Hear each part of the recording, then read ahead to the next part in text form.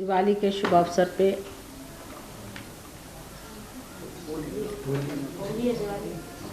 अब हाँ होली, सॉरी मैंने यही सोचा कुछ गड़बड़ कह दे, लेकिन कल दिवाली की बात कही थी ना, वही ख्याल बना कि होली के शुभ अवसर पर आज दिवाली मनाई जाएगी।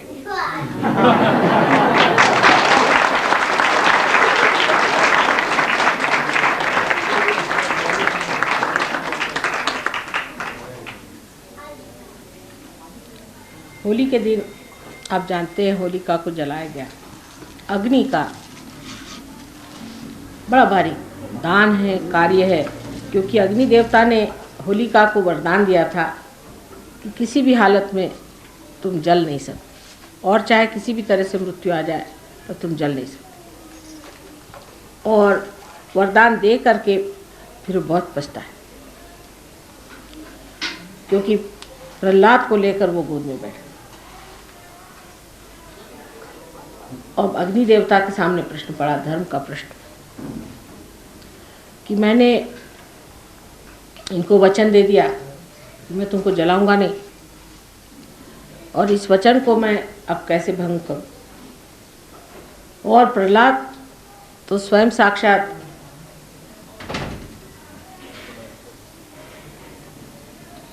अबोधिता है, स्वयं साक्षात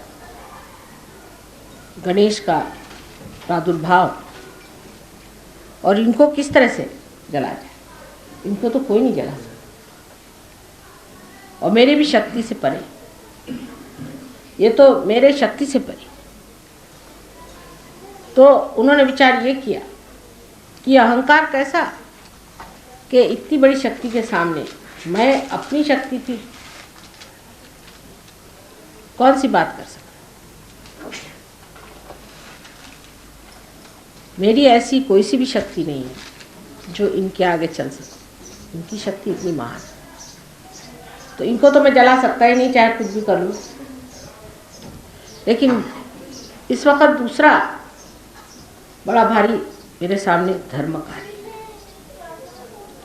तो कर्तव्य और धर्म, इसमें जो कश्मकश हुई, उस वक्त ये सोचना चाहिए कि धर्म कर्तव्य से ऊंचा है। धर्म कर्तव्य एक सर्वसाधारण कर्तव्य से ऊंची चीज, और उससे भी ऊंची चीज आत्मा का कर्तव्य,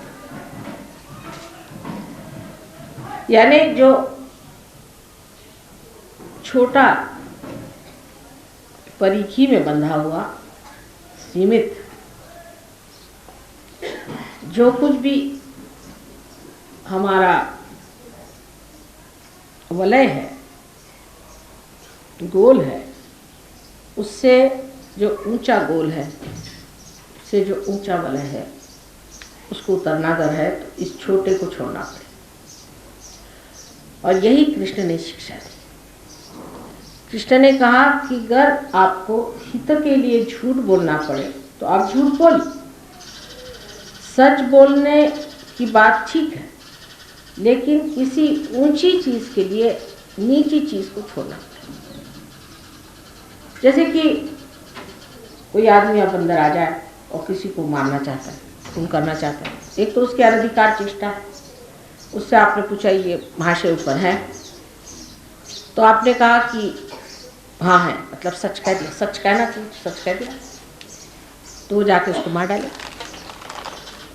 लेकिन उनकी जान बचाना ये बहुत ऊंची चीज, वो बहुत महत्वपूर्ण बड़ी चीज, उस बड़ी बात के लिए, बड़े ध्येय के लिए ये छोटे जो चीजें हैं इनको छोड़ना पड़े। यही कृष्ण ने अपने जीवन में आगे बताया। कृष्ण के जीवन को बहुत कम लोग समझ पाए, क्योंकि उस जमाने में धर्म की ये दशा हो गई थी कि लोग धर्म को बहुत ही ज़्यादा गंभीरतापूर्वक, बहुत उसको सीरियस बना के सब ढुढाचार्य बने कि धर्म बहुत सीरियस चीज़, इसमें आदमी को जो है बिल्कुल सीरियसली सब करना, क्योंकि कर्मकांड बढ़ गए।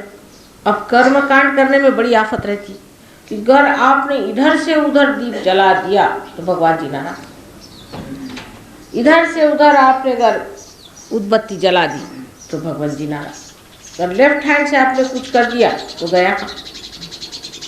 इन सब बातों की वजह से लोगों में कंडीशनिंग हो गई और उस कंडीशनिंग की वजह से लोग बड़े गंभीरतापूर्वक धर्म करने लगे। इतने गंभीर हो गए कि उसका आह्लाद, उसका उल्लास सब खत्म।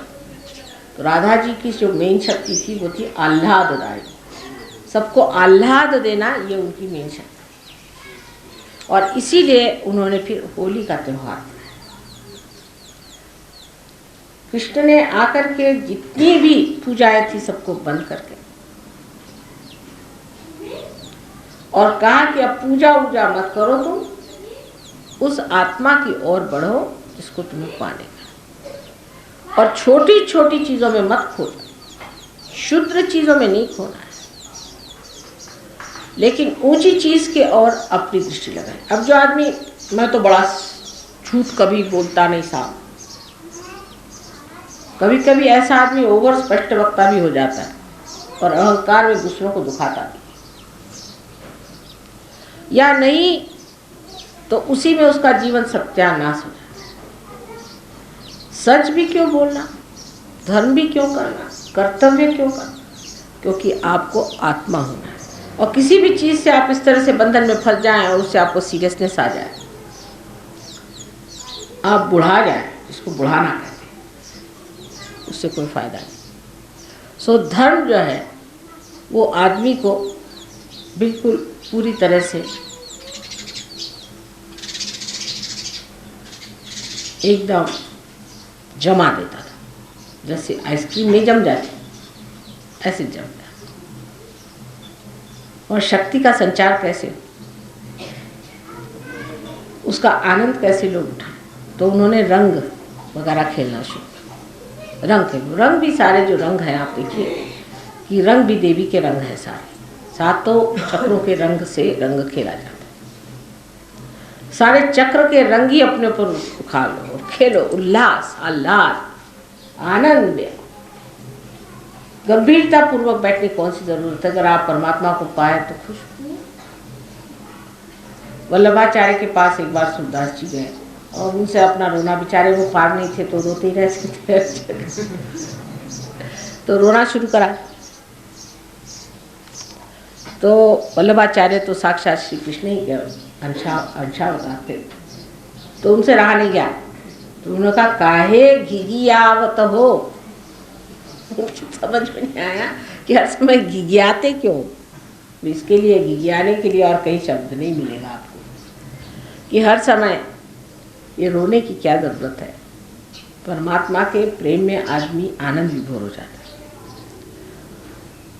लेकिन ये अंदर से आने वाली एक आह्लाददायिनी शक्ति है जिससे होना चाहिए, न कि ये कि बहुत से लोग आजकल ढोलकी लेकर के और बजाते फिरते हरे रामा हरे कृष्णा, उस तरह की चीज़ नहीं।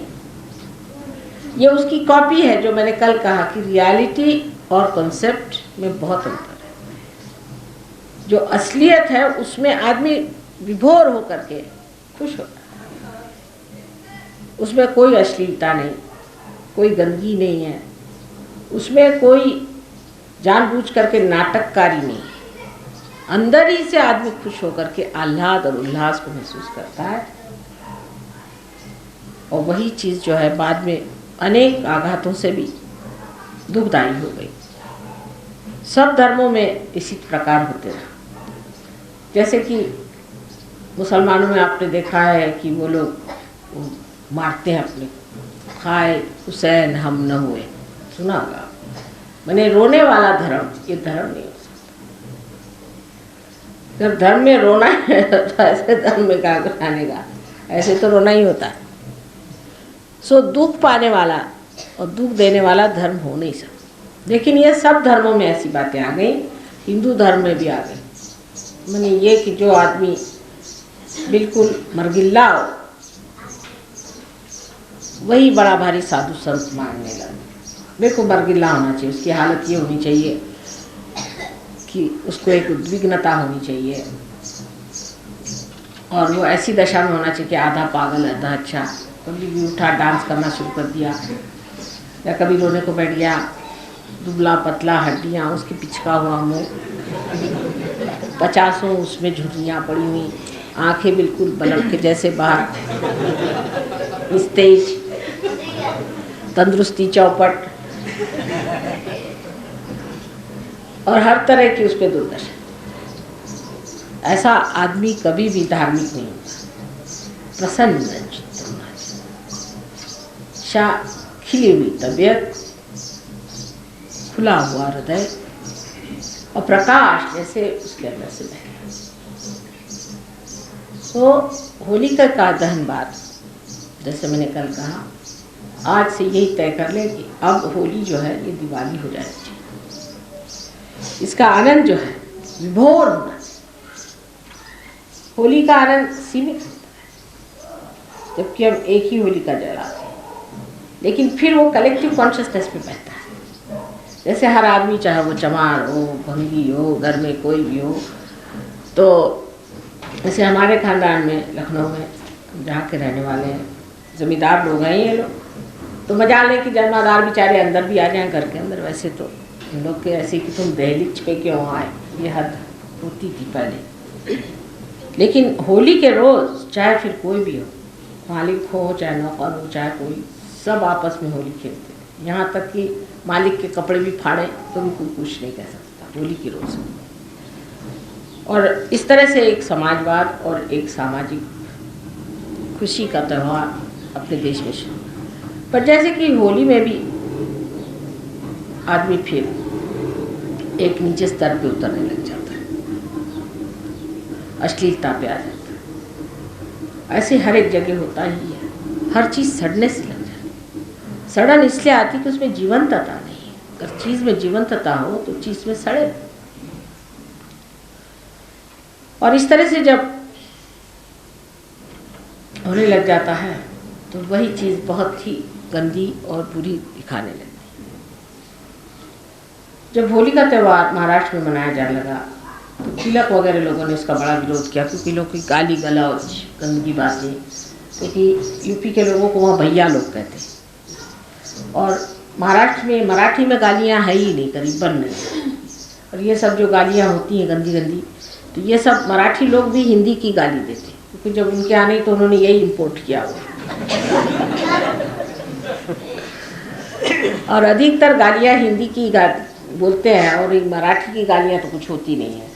और या तो फारसी लोग भी बहुत गालियाँ देते हैं, और हमारे पंजाब की भी गालियाँ कुछ कुछ होती हैं, वो भी काफ़ी बम्बई में चलती हैं। सो ये गाली गलौच आदि चीज़ें जो हैं, ये है कि अंदर की जो भड़ास है उसको निकाल दीजिए वगैरह वगैरह कहते हैं। इसको निकाल देने से अच्छा होता है, पर ये बड़ी रॉन्ग थी। ये कभी निकलती नहीं, ये ज़बान पे चढ़ जाती। हमने देखा है कि हमारे हस्बैंड तो ज़मींदार फैमिली के हैं, सिवाय हमारे हस्बैंड छोड़ के वहाँ हर आदमी गाली के सिवा बात ही नहीं करता। मतलब बड़ों में भी उनको गाली देने में कुछ लगता नहीं, पट से गाली देते। एक हमारे पति ऐसे हैं वाकई में, बट सुचारू रूप के आदमी, कभी भी उनके मुँह से मैंने गाली नहीं सुनी किसी के लिए। आज तक कभी उन्होंने किसी को गाली देते मैंने सुना नहीं, विशेष बात। लेकिन उनके घर में अगर किसी से बात करते वक्त एक दो गाली नहीं दी तो वो सोचते उन्होंने प्रेम ही नहीं जताया।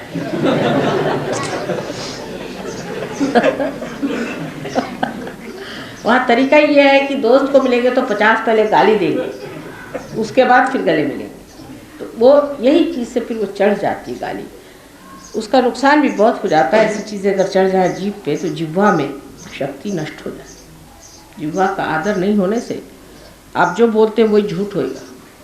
जो आदमी मुंह से गाली नहीं देता है उसके जिह्वा पे शक्ति होती है। आपने बहुत बार देखा होगा कि भाषण करते करते कुछ कहना भी होता है तो मैं ठिठक जाती हूँ कि कहीं ऐसा न हो कि जो बातें जैसे ईसा मसीह ने कही थी कि सुअर के आगे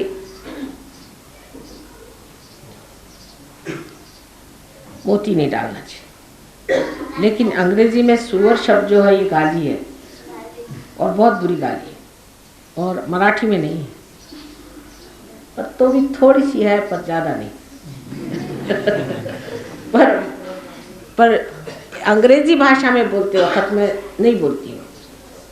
हिंदी में बोलते हैं ठीक है, सुअर किसी कह दो तो ज़्यादा से ज़्यादा तय होगा कि बेवकूफ़, लेकिन वहाँ पे बहुत गंदा शब्द होता है।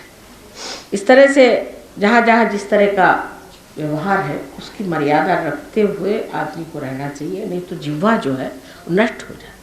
जिह्वा की शक्ति जो सरस्वती की है वो नष्ट हो जाती है। इसलिए भाषण में भी इसको वाचालता कहते हैं, वो पूरा होता है। और वाचालता के साथ भी अश्लीलता तो बहुत ही कुछ। तो एक हम लोग सुबोध घराने के हैं, और सुबोध घराने के लोगों में एक तरह की सभ्यता, डिसेंसी होनी चाहिए, और उस सभ्यता को लेकर के हम लोग गाली गलौज से बात नहीं करें। और इसलिए कहते हैं कि होली में कुछ न कुछ गाली देनी ही चाहिए। अगर नहीं दी तो आपने होली मनाई नहीं। और इस तरह से घर में लोग भंग भी पीते हैं। अब बहुतों ने कहा एक दिन भंग पीने में क्या हर्ज है माँ, कोई हर्ज तो है नहीं, ऐसी कोई हर्ज नहीं है। एक दिन भंग पी ले तो कोई आप भंगेड़ू नहीं हो जाते। पर अगर आप हमें भंग पीने को कहिए तो हम तो नहीं पिएंगे नहीं, क्योंकि वजह यह है कि हम तो पहले ही पिए हुए हैं, हमें कोई ज़रूरत नहीं पीने। और लोग इसलिए पीते हैं कि सोचते हैं कि जो सीरियस लोग हैं वो ज़रा से हल्के हो जाते हैं। जैसे ईगो ओरिएंटेड लोग हैं वो भंग पी लें, थोड़े से लेफ़्ट साइड को मूवमेंट हो जाती है तो ज़रा से खिल जाते हैं, भंग में बकना शुरू कर देते हैं। लेकिन भयंकर प्रकार है भंग भी, क्योंकि हमारे ससुराल जब हम गए तो हमें क्या पता था कि भंग वंग पीते। महाराष्ट्र में सब तरीका नहीं है। महाराष्ट्र ज़रा इस मामले में ज़्यादा सभ्य है। औरतें तो बिल्कुल भंग का नाम ही नहीं, उनको अच्छा ही नहीं लगती सब चीज़ें। तो घर में गए तो आपको क्या पता था, सब भंग पिए बैठे। वो कहा खाना खाइए, हमने कहा भाई चलो खाना खाने बैठे। तो इतनी बड़ी थाली में, हम कायस्तों में जैसा तरीका था, बड़ी थाली में बैठ के खाना शुरू किया। अब मैं तो जितना खाती हूँ आप जानते ही हैं। चलो उस दिन त्यौहार था, थोड़ा ज़्यादा ही खा लिया। अब वो खाते चली गई, खाते चली गई। हमने कहा भाई क्या हो रहा है, कुछ समझ नहीं आ रहा। और हंसते जाए और खाते जाए। तो हमारी जिठानी जी विधवाएँ थी, तो विधवा लोग नहीं भंग पीती, विधवाओं के लिए सब मना। तो हमने कहा ये इनको क्या हो गया जीजी, तो वो सब हंसे जाए और खाते जाए, हंस जाए। मेरी कुछ समझ भी नहीं आया क्या हो रहा है। तो उसके बाद उन्होंने बताया कि इन लोग सब भंग पिए हुए हैं। तो मैं वैसे ही उठी थाली पर से, नमस्कार करके और हाथ धोया और अपनी अटैची उठ के मैं ट्रेन में बैठे। किसी के पैर भी नहीं छुए, हमारे यहाँ पैर छूने का कुछ नहीं, किसी कहा नहीं चलती। सबने कहा कहाँ गई। जब लखनऊ में उन्होंने खबर भेजी कि भाई कहाँ चली गई दुल्हन, तो हमने कहा सब भंग पिए हुए थे, इन लोगों से क्या बात हम करते। तो अब चले, हमने कहा सबको भंग ही पीने दीजिए। तो बात यह है कि भंग वंग पीने की सहयोग में कोई ज़रूरत है। जब चाहे तब मन में ही भंग पी ली।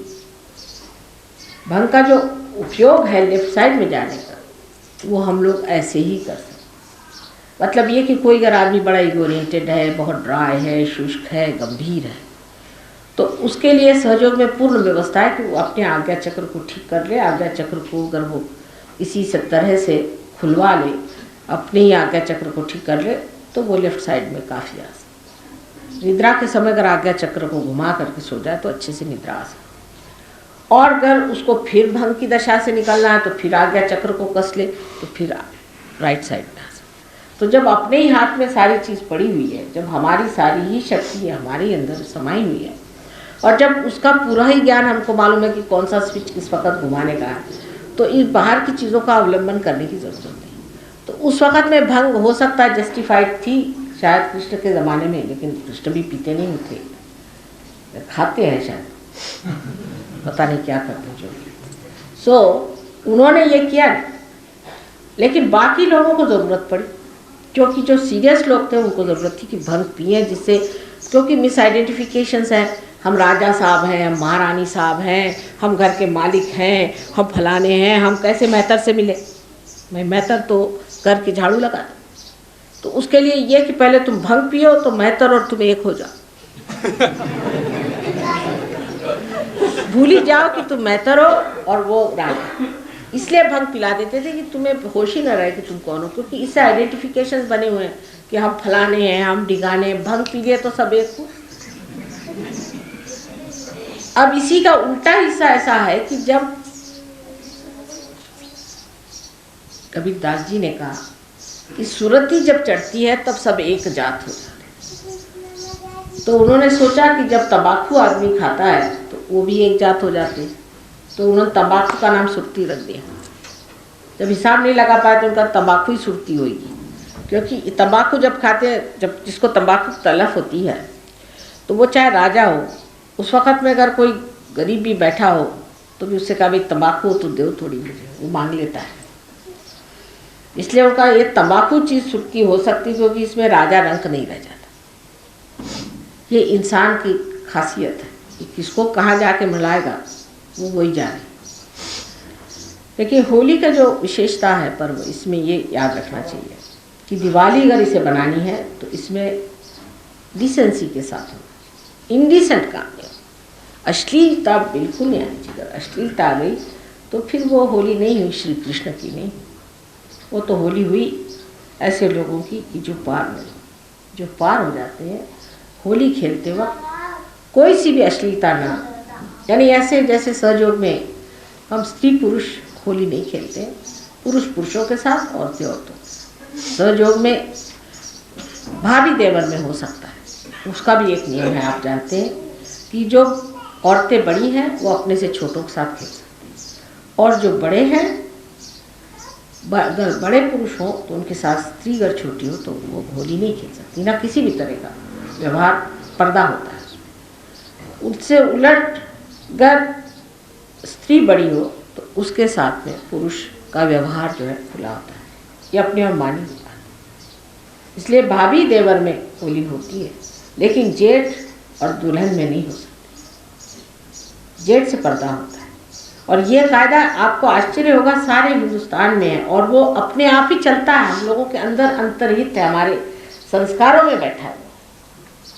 क्योंकि अपने यहाँ उल्टा काम होता नहीं अधिकतर, कि भाई जैसे इंग्लैंड में आप देख लीजिए कि 80 साल की बुढ़िया है वो 18 साल के लड़के से शादी करेगी, 80 साल की, उनको कोई हर्जा नहीं। अपने यहाँ कोई सोच भी नहीं सकता कि ये भगवान ये कैसे, माने ये अपनी बुद्धि नहीं है इस चीज़ से। तो इधर ये तो सब चीज़ें होती नहीं है, हमारे संस्कारों की वजह से जो हमारे अंदर बिल्कुल नीत है, अंदर बैठे हुए हैं जिसकी कोई हद नहीं, उसकी वजह से हम बचे हुए हैं कि भाई 80 साल की कोई भी स्त्री हो तो माँ हो ही गई, उसको तो माँ मानना ही हुआ, माँ क्या हुई, नानी हो गई। तो उनसे ऐसे दिमाग में, किसी भी बेवकूफ़ के भी दिमाग में ऐसी बात नहीं आ सकती, कितने भी पतित आदमी के भी दिमाग में ऐसी बातें नहीं आ सकती, और इतनी बुढ़िया औरत के भी दिमाग में ऐसी बातें कभी आएंगी। तो हमारे जो संस्कार हैं, भारतीय संस्कार हैं, इन्हीं की वजह से हम लोग धीरे धीरे पूरी तरह से परिपक्वता में आते हैं। वो लोग परिपक्व नहीं हो पाते, उनकी उम्र हमेशा गधे 25 में ही रहती है, उससे ऊपर नहीं उठ पाते। हम लोग परिपक्व हो जाते क्योंकि हमारे अंदर के संस्कार ऐसे हैं कि जो बांध लेते हैं हमको पूरी तरह से। जैसे कि एक पेड़ है, वो कायदे से अगर बढ़े तो परिपक्व हो जाएगा, और अगर हवा में लटके तो परिपक्व नहीं हो सकता। वो बूढ़े भी होते जाते तो भी उनमें बचखानापन जाता ही नहीं है। और जो हिंदुस्तानियों का संबंध भी वेस्टर्न लोगों से आता है, उससे आता है, वो भी कुछ वैसे ही हो जाते। मैंने देखा उनकी भी बूढ़ा औरतें, बड़ी बड़ी लड़कियां होंगी, वो भी वही बेवकूफ़ी की बातें करेंगी जो कि लड़कियां बात करें। उनकी भी समझ में, सूझबूझ में परिपक्वता नहीं है। और इस परिपक्वता को पाने के लिए मनुष्य को चाहिए कि वो जो कायदे कानून बने हुए हैं उसको चलाए, और उसमें बहुत ही आनंद की बात है, कोई गड़बड़ नहीं हो सकती, कुछ अपने समाज में दोष नहीं आ सकता। तो होली का जो ये हिस्सा है इसको सहयोग में छोड़ देना पड़ेगा, अश्लीलता का, और होली का जो प्रेम का हिस्सा है उसे अपनाना चाहिए कि बगैर भंग पिए हुए ही हम सब एक हैं, ये भावना आप जानते हैं। इस वक्त विशेष रूप से गले मिलना चाहिए क्योंकि कृष्ण का सारा कार्य प्रेम का था। प्रेम को पूरी तरह से लूटने के लिए उन्होंने, क्योंकि उन्होंने कहा ये सब परमात्मा की प्रेम की लीला है, इसमें सीरियसनेस नहीं है। लीलाधर, जिसने लीला को धारणा किया वो श्री कृष्ण थे, और इसलिए उन्होंने कहा कि सब चीज़ को लीला स्वरूप देखना चाहिए। वाइब्रेशंस में देखो लीलाधर, और ये लीलाधर की जो लीला है उसमें अश्लीलता कहीं नहीं आनी। और हमारी जो संस्कृति सीधी सरल बैठी हुई है, और इन लोग की उल्टी खोपड़ी है। जैसे औरतें जो हैं वो बदन खोल के घूमेंगी, और मर्द अगर हो और एक आध औरत आ जाए तो फौरन वो अपने कोट के बटन लगाएंगे, हमने कहा भाई मर्दों के कोट के बटन की क्या ज़रूरत है, औरतों को ही कायदे से पल्ला लेना चाहिए। पर इनकी सभी संस्कृति उल्टी पुल्टी बैठी हुई है और वो कुछ बैठी गई है, वो जमेगी और धीरे धीरे सहयोग में आने से वो लोग जम रहे हैं। और अब आप लोगों की जो संस्कृति उसको आप कृपया न छोड़ें। सहयोग के लिए बहुत महान चीज़ है कि आप हिंदुस्तानी भी हैं और आपके पास संस्कृति की बड़ी भारी एक धरोहर वस्तु है, उसको आप पकड़े, पकड़ के उसी चीज़ पे जमे और उसी पे आप परिपक्वता पाए। लेकिन इसका बिल्कुल मतलब नहीं कि आप ढूढ़ाचार्य बनिए या किसी तरह से आप बहुत सीरियस आदमी। प्रसन्न चित्त, आपकी माँ जब हंसती तो आप देखा है कभी कभी तो 7 मंजिल की हंसी आती है हमको। सब लोग हैरान होते हैं कि गुरु लोग तो कभी मुस्कुराते भी नहीं है, माँ जो है हर समय हंसती रहती है और उनके मुंह पे मुस्कुराहट तो कभी जाती है। मैं तो 1 मिनट से ज़्यादा सीरियस नहीं हो सकती हूँ, जब सीरियस भी होती तब भी नाटक रहता है।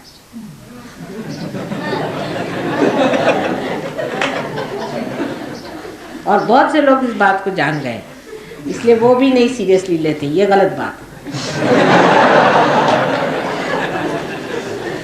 तो कृष्ण ने ये चाहा कि जो कुछ भी गलत सलत हो गया है राम के जीवन की वजह से, राम का जीवन बहुत आदर्श, बहुत ऊंचा, बहुत गंभीर। तो उन्होंने देखा कि अब ये सब लोग राम बने जा रहे हैं। तो उन्होंने कहा ऐसी बात नहीं, वो तो राम का कार्य राम करके चले गए, अब तो लीला का समय, लीलामय सब होना चाहिए। और इसीलिए उन्होंने सारे संसार को लीला का एक पाठ पढ़ाया। और लीला का कभी भी अर्थ अश्लीलता या अपने मर्यादाओं से गिरना, अपनी परंपराओं से उतरना या अपनी जो प्राचीन धारणाएं बहुत सुंदर अभी तक बनी हुई उनको छोड़ना, ये नहीं। हाँ, रूढ़ी आदि जो गंदी चीज़ें उनको छोड़ देना चाहिए, लेकिन जो पवित्रता की भावनाएं आपस की रिश्तेदारी की है उसको पूरी तरह से सहयोग में हम लोग मानते हैं और उसको निभाना चाहिए। भाई बहन के रिश्ते, अब कल हमारे भाई साहब आए थे, बस देखा उन्होंने कि हमारे बहन का, उनके आंखों से आंसू बह जा रहे थे। मैं देख रही थी कि बार बार वो आंसू पूछ रहे, वो कुछ और महसूस ही नहीं कर रहे। सो ये जो पवित्रता की भावनाएं हैं, प्रेम की भावनाएं, इसमें आदमी को चाहिए कि सहयोग की दृष्टि से विचार करें, हर एक सहयोग की दृष्टि से, कि सहयोग की दृष्टि से जो शोभायमान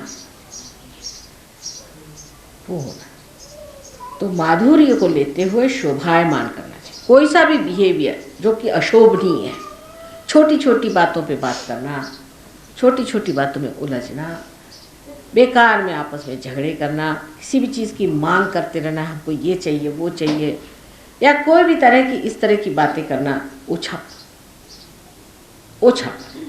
और ऐसे लोग सहयोग नहीं करते। एक बड़प्पन लेकर के, उदारता लेकर के अपने को चाहता है। सो आज की तो असल में पूजा जो है वो बिल्कुल मैं थोड़ी सी पूजा करना चाहती हूँ। तो वाइब्रेशंस इतने हैं कि कोई पूजा की विशेष आवश्यकता नहीं, और मंत्र कहने की भी आवश्यकता नहीं। मंत्र भी गांधीर्य में डाल देता है मुझको, पता नहीं क्यों। तो आज प्रसन्न चित्त होकर के बस 2 ही 3 मंत्रों में हम आज का ख़त्म करेंगे। लेकिन इतना मैं कहूँगी कि होली को दिवाली बनानी पड़े, और दिवाली को होली, तब सहयोग का इंटीग्रेशन पूरा हो जाएगा। दिवाली भी प्रसन्न चित्त होकर के करनी चाहिए। और दिवाली में भी लोग इतना रुपया खर्च करते हैं कि दिवाली के बाद दिवालिया होकर के यानी इसी से शब्द दिवालिया निकला है। क्या आप मान सकते हैं कि दिवाली से शब्द दिवालिया निकला, कि जिसने दिवाली मना ली वो दिवालिया हो गए? नहीं तो दिवालिया शब्द कैसे निकला, यही बताइए। कुछ बड़े सुंदर शब्द हैं, उसमें से एक दिवालिया शब्द, कि दिवाली मनाई आपने, ठीक है, अब आप दिवालिया हो जाइए। सो हम लोगों को दिवालिया नहीं,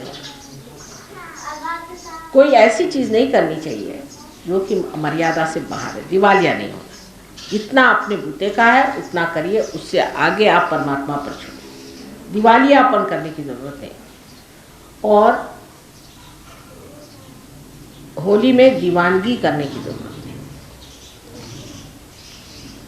कोई सा भी कार्य ऐसा नहीं करना चाहिए जो इंडिसेंट हो, जिसमें डिकोरम नहीं हो, जिसमें कोई भी सभ्यता में न्यूनता सभ्य तरीके से काम करना।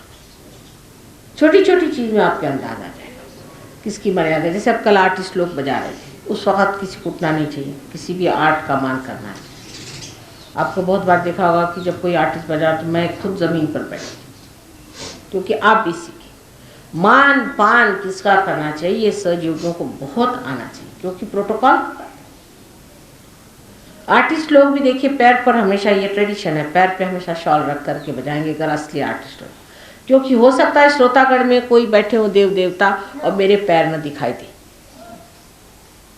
अपने देश की इतनी बारीक बारीक चीज़ें हैं कि मैं आपसे क्या, ना सुंदर अपने देश में सब बना हुआ, ना सुंदर परमात्मा का कहना चाहिए कि अंग वस्त्र है, कि उसकी गहनता और उसकी बनावट में इतनी काव्य में सारी चीज़ें, बहुत ही सुंदर काव्य में चीज़ें, लेकिन हम लोग उसे नहीं समझ पाते और अपने जीवन में नहीं ला पाते हैं, तो वो सब फिर गंदगी हो जाती है।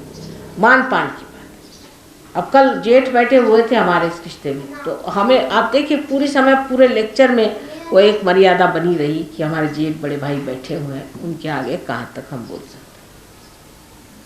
अब तो हम आदिशक्ति, हमारे लिए कौन जेठ और हमारे लिए कौन बड़े भाई, लेकिन जब इस रिश्ते में बैठे हुए हैं उसका मान पान पूरी तरह से रखना।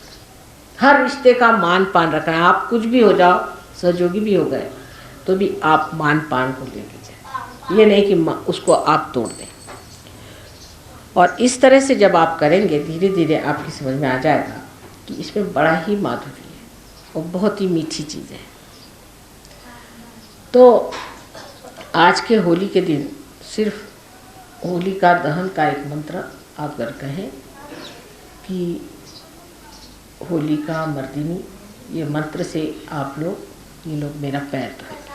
और बच्चों को गणेश की तो स्तुति होनी ही चाहिए, इसलिए गणेश की स्तुति करते हुए बच्चे पैर धो ले और फिर 3 मंत्रों से मेरे पैर धो ले, और कोई खास चीज़ करने की ज़रूरत नहीं। और भी धोने होने को और भी लाए क्या सामान?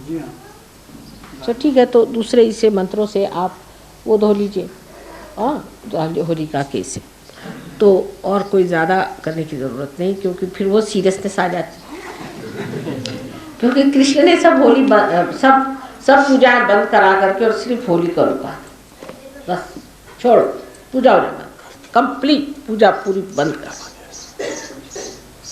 और उसी तरह से आज हम लोगों को कृष्ण को याद करते हुए सब पूजाएं बंद कर देनी चाहिए और सिर्फ यही करना चाहिए कि आज उल्लास और आह्लाद का दिन है, सब अपने होली मिलो, क्योंकि आज होली आई है और होली का ही आनंद उठाना है। और इसकी दिवाली बनाने का मतलब जो मैंने आपसे बताया कि इसकी जो सुचारू रूप से सभ्यता को लेते हुए अत्यंत कलात्मक ऐसी सुंदर रचना नई तरह की होली की हमें करने की है। और इसीलिए होली को दिवाली बनाना है और दिवाली को होली बनाना है। आप सबको मेरा अनंत आशीर्वाद।